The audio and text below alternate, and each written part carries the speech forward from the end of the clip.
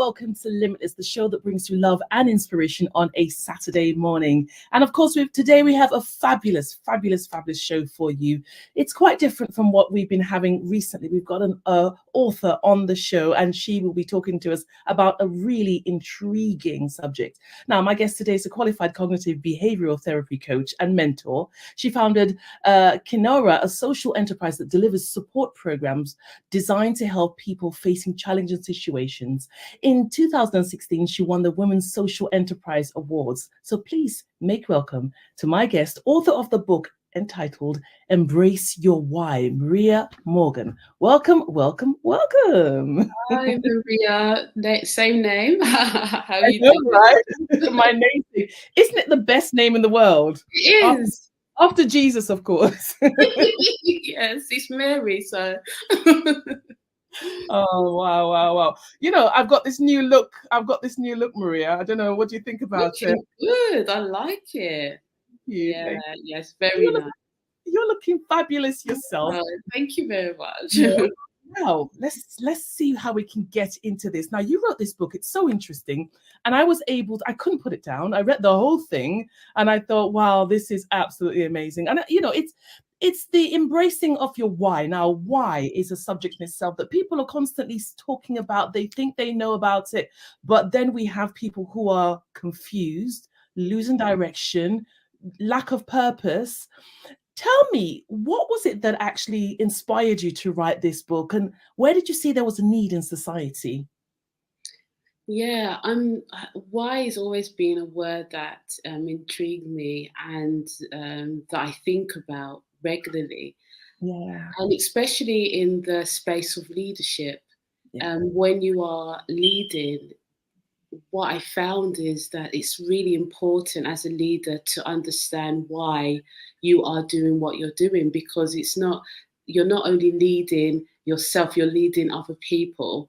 Yes. And so that's where I became more curious about the word why and understood the significance of it in the areas of leadership. And then I start to apply that awareness in the other areas of my life.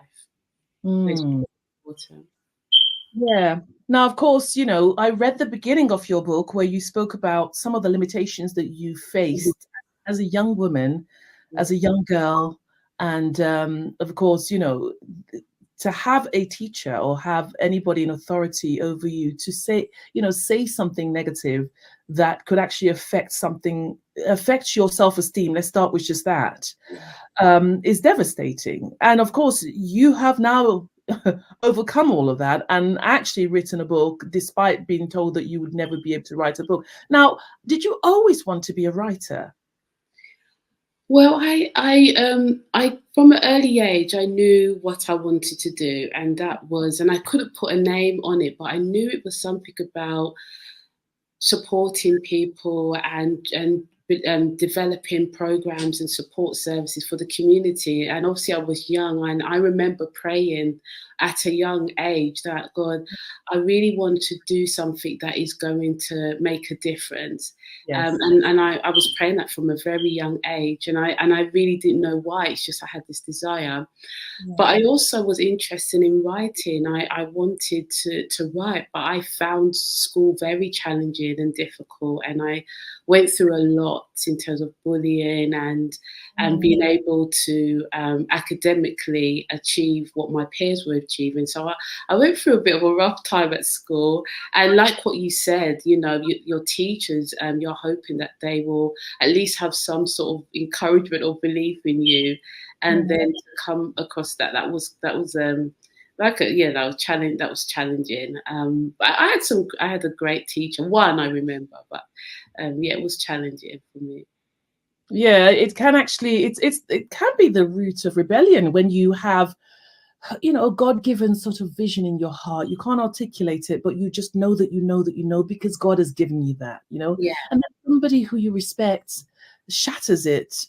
Now, it's one thing if you're not sure. Now, we're talking about why now. If you're not sure what you're doing or even the conviction in the first place, that could become a dream killer. That could be devastating for not just yourself, but everyone who was meant to be blessed by what you were doing. Yes. But then, but then, overcome it. There's a level of rebellion, if you know what I'm saying. There's a Yeah, yeah. and it can be the roots to other problems. Now, did you find that in your search that led you to finding your place now and your direction now, there were lots of obstacles, there were lots of other things that you had to sort of battle in your mind within yourself? And could you explain what those would have been, if so? Yeah, I think the biggest challenge was myself, Mm, how I saw myself, and not being able to see myself in a positive and a healthy way, and mm, taking my cues from how people saw me and trying to make that my own view of myself. mm, And when you've gone through a stage of a lot of bullying, you're not really getting a positive reflection of yourself from the people that are constantly putting you down. mm. Obviously, I had my family, great family, friends, but when you get to a certain age, Yeah, your friends, your school friends, seem to have the most important impact on your life. yeah, And when you go home, you're thinking, well, how comes it's not matching? I'm being told that this at school, but at home I'm being told that something else. At church I'm being told something else.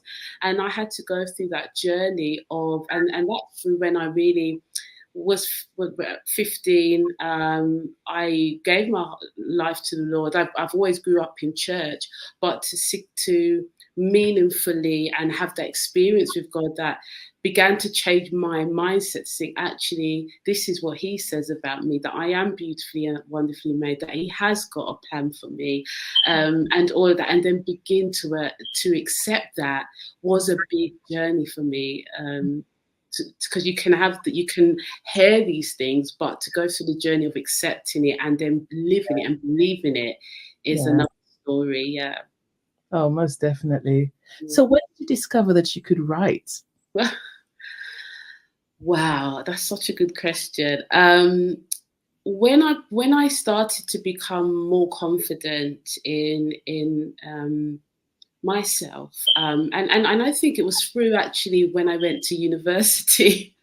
I began to kind of learn that actually I had something to say, and what I had to say was intriguing people, and they had an interest in my perspective. So I think kind of putting yourself or being exposed to situations like doing assignments and really thinking about what you're writing and then experiences, I started to get more curious about writing element, and yeah, that's how it grew actually, through academic stuff. Oh, university essays. What have you? Yes, you go through the fire, don't you? Yes, definitely do. If anything can refine you, it's It is. university essays. So, okay, so now you've gone through that and you Mm. began to start building your confidence in yourself and understanding who you are and pushing some boundaries, some limits, and realizing that actually you can do all things through Christ who strengthens you, obviously, because as a Christian. So then at this time, you write this book about why. Now, is this something that had been on your mind for a while, that you'd looked into, that you'd wondered, why did you actually decide on that particular subject as, something that you would start with? Yeah. I'm a foundational person. So when I say that, it's I always look at the beginning and the foundations of before building anything. Yeah. So my team will tell you every time we're thinking about, moving out and doing another venture, or thinking about how we can reach people with the work we do. I always go back to the why. Okay, what are we about, and does this align with where we're going and the vision and where we want to make a difference? And so I always go back to that root word, and for me that's why. Why are we doing that? And I began to kind of track that journey of recognizing the importance of why, and how that's helped me to build an organization, how it's helped me to lead teams, how it's helped me in my personal life, and how I've been able to be take steps out, move the barrier a bit more, because the why is so ingrained in what I do, and so I thought, actually, this is something that I could really write about and really put some of my experience in that. Yeah. Yeah, I like that. I like the fact that you constantly are anchored by, this why. It's a wonderful way of structuring one's life, one's business, and just everything around. Now, in your book, you talked about several things. You referred to why in several ways that I thought was quite intriguing. Firstly, you compared it to a foundation that keeps the building in place. Yeah. It's one in the book. You mentioned and described it as a lighthouse that guides you safely home, and this gives it a very polysemic concept. What, in your words, is the core foundational function of why? Because a lot of things you said, I thought, every time I saw it, and I'll flip the page again, and I'll think, oh yeah, that's true. I can see it from that perspective. And I'm thinking, well, this is multiple different things that we're using why for. So what would be that one structural thing that the why is really everything else is built upon, Yeah. Function of the why. Yes. I think when I was thinking about, it's such a good question, because when I was thinking about them, how do you get to the place where you identify what your why is? And that's why in part of the book, I talk about values, and your values, that the thing that you really hold dear to you, that makes you the person you are, your belief systems, your core motivations, your passions, the things that you care about, helps to then give birth to the why of why you respond to certain things the way you do, or why you get up and go to work consistently, why you commit to certain activities. It goes down to a root, a cause, and I think sometimes it's a lot of people not really reflect that deeply about why is my why this? And really to keep asking. I think part of the book, and I do some summaries and some kind of exercise, is ask yourself why, and don't land on the first reason. Go deep until it gets to the core of what informs that decision. And so I think it's a lot to do with your values, your experiences, that helps to formulate and give birth to your why. Yeah, I do like that. I think, most definitely, it's going back to the roots of who you are and your makeup. And but another thing as well that I quite like that ties in with what you just mentioned just now was the fact that you brought in relationships as well. To helping people to build their confidence, and a lot of young people go through this issue where, and so they end up getting swayed from left to right by others that have come with a stronger personality, perhaps, who have understood their whys, be it good or bad, and it even goes as far as the social pressures as well, within the environment. What are some of the other issues do you think that people are facing now when it comes to this why? It's such a simplistic thing from our perspective, because you wrote it and I've read it, but for somebody who is still going round in circles, why? What is the main issues in society now that you're seeing that causes this default, or this issue in their foundation and understanding? Yeah, that question is so massive, and I think if we answer that question, there would be less problems in the world. And I think there is a lot that influence the way we see things, social media, what we watch on TV, what society's telling us, and there's very little time to really sit with the core of yourself and really figure out what do I believe in. What brings out the best in me? How do I bring out the best in others? Those questions that helps formulate. I talk about, children at a young age. They talk about why, they ask why all the time. Why is this? Why is the sky this? Why is that?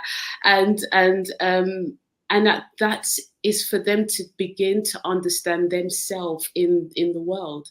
And I think those questions, you need time to actually explore it. And the world is so fast, everything's so fast. Give me an answer now. Tell me who you are now. But actually, as a young person, you just need the space and a safe space for you to figure it out and be around people who can guide you and give you wise counsel and give you wisdom while you figure things out, instead of, okay, then you should know what you should know everything right now. And I think time, and people need that, more of that, and some wise counsel as well.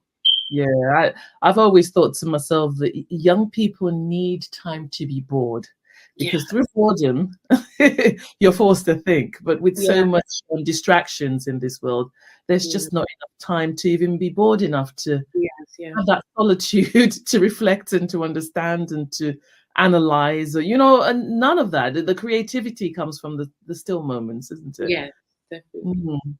Most definitely. Okay, so now you've obviously written this now and you've published it now, but of course, as you said, it's something that you've thought about. Why did you decide that this was the right time then for this book? What was the reason for now, in what we see everywhere in society and the need for it now? Why? Why is such a core question, and I think it's really important for us to begin to recognize the dynamics of that word why, and how much is reliant on us really asking that question. And the impact of not knowing your why as a leader or in a relationship, or the way you respond to people, how you see the world, can affect how we show up in our daily lives. And I think when you have an accountability for your own why, you then begin to communicate on a level of self-understanding, and how the way you show up impacts others. And I think sometimes you can have a leader that maybe that is not clear or connected to their why, and so then you're leading people blindly. And there's not that root question of, why am I doing this? Why do I have this vision? Why am I showing up this way? And I just wanted people to know that why is in your everyday life. Yes. And it doesn't have to be that you spend hours just lie there thinking about why. but just be aware of it. Just have an awareness that why is there, and it's there for help. And it's there to help you. Yeah, I like the fact that you mentioned that you're not going to be sitting there. People listen to this. Do not sit there constantly thinking, I'm just thinking why. I'm thinking why. But one of the questions I did want to ask, and then I kind of got to the end where you mentioned dangers of not knowing, and and so on and so forth, and the last chapter as well. But I was thinking, after you've been able to find out why, what next? Would that be the next book where you talk about then after your why? Yes. How does one take steps now to be able to run with this? And I know you mentioned writing the vision and making it clear, but how does one now go with that once they've discovered their why in the fundamentals in their life? What do they do now? I think, once you've discovered your why and you can connect with it, and you can stand with that why, is then thinking about what do you want to do? What areas do you want to explore? Now you know your why. Do you want to start a business, or do you want to get a job in an area that actually connects with your why? Do you want to be in relationships, that connects and have similar, or you're able to stand in a relationship as whole, knowing your why, and be able to accept somebody else's why? It actually begins to shape how you spend your time, how you respond, what career you want to go down. It really helps you now to make clear decisions, and you always will circle back to, okay, this is what I want, this is why I want that, and actually going down this way is going to connect with my core value and my why.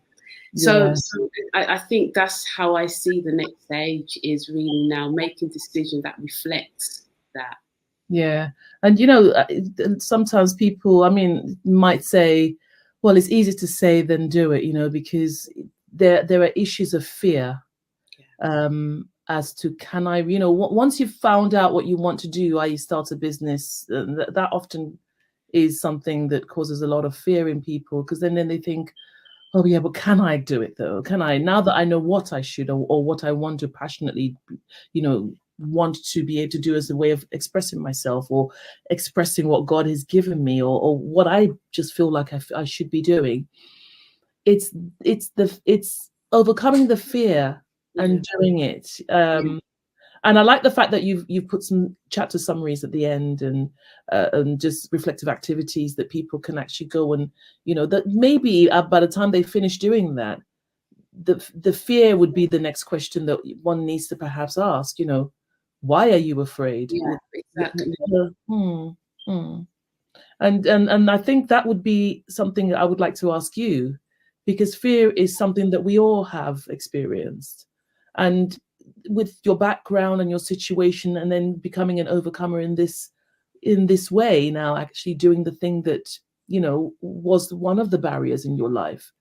How did you deal with fear? How did you deal with those voices that, and I think this will really help people out there taking this book a step further.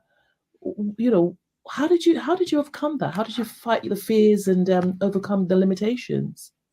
Yeah, that's again really good question. I think writing this book, I had to face those voices that I dealt with years ago, and I've overcome, but they kind of peeking back in my mind. Well, Maria, honestly, are you gonna write? Is it gonna make sense?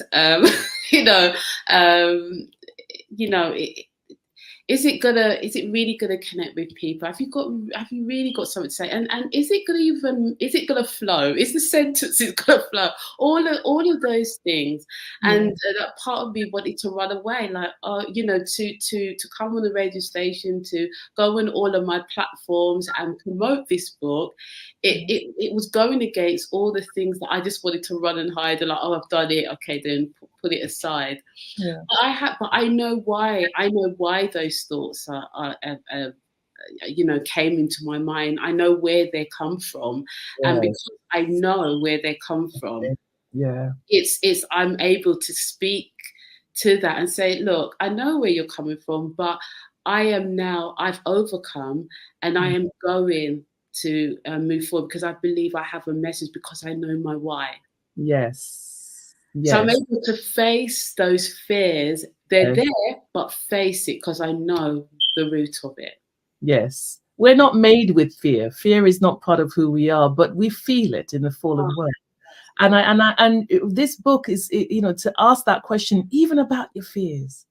What's the root of it? It's like an onion.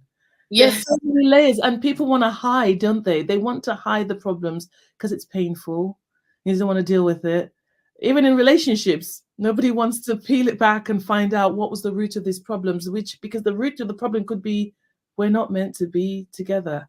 And maybe people might need to take off that ring and say, the reason why those questions where you ask somebody, oh, you love me. Why do you love me? And there's silence. Yes. Yeah. There's silence, tumbleweed, because it was for superficial reasons. Yeah. Yes, exactly. And that's something that I put in the book, that, you know, why is not asking yourself why, especially when you're starting to do it. It's not a walk in the park. Yeah. You know, it's like what you're saying. It unravels things in you, things that you think actually is fine, is ticking along fine. I know it's not perfect, but it's okay. When you begin to really intentionally and purposefully ask why and look at it, are you willing now to do something with what the reality shows you about that situation? And it's not easy. It's not, and that's why I said in the book that start small. Start with the smallest things, and then build the courage to ask for the bigger things. And sometimes it's not the right time. Yes. Sometimes in your situation, it's not the right time, but realize it's there. Recognize that not exploring it could be influencing the way you're responding to something, but be aware and know, actually, I know I don't know my why here, but I will get to it. Right now is not the right time. Yes. Especially in relationships. Yeah. Exactly. There's nothing like the power of truth. Yes. Yes. It sets you free. Yeah. It frees you. And that truth is, we see, I mean, we see that in the book, but we also see that so true in life. Truth sets you free. 100%. And it just depends on, for as long as, you know, the lie prevails and is hidden, it's like a ticking bomb. Yeah. That's just waiting. And it comes out at the worst times. When you least expect it. But awareness is important, you know, being aware of where you are, and not trying to hide it under the carpet, because, you know, it will reveal itself. Yes. Now, this is the book, everyone. It's called Embrace Your Why, Maria Morgan. Can you tell everybody out there where they can get this book? Where is it available, Maria? Yeah, currently it's on Amazon. That's the only place it is at the moment. So yeah, just check out Amazon. It's there. And of course, tell people how they can connect with you. I've put the website on the screen. Yes. So yeah, so contact me at I think I put too much M's on there, but it's mamorganconsultancy.com, and my website. You can contact me if you want me to, you know, speak in arrangements or any questions. And I am on Instagram, YouTube, LinkedIn as well, actually. But yeah, it's contact at mamorganconsultancy.com. Fabulous. Thank you so much, Maria, for being a wonderful guest. It's been such a pleasure. Thank you for having me. It's been lovely. Thank you, thank you, thank you. Okay, and thank you everybody out there for tuning in today. And of course, you know, until next week, keep on living under the canopy of the Holy Spirit.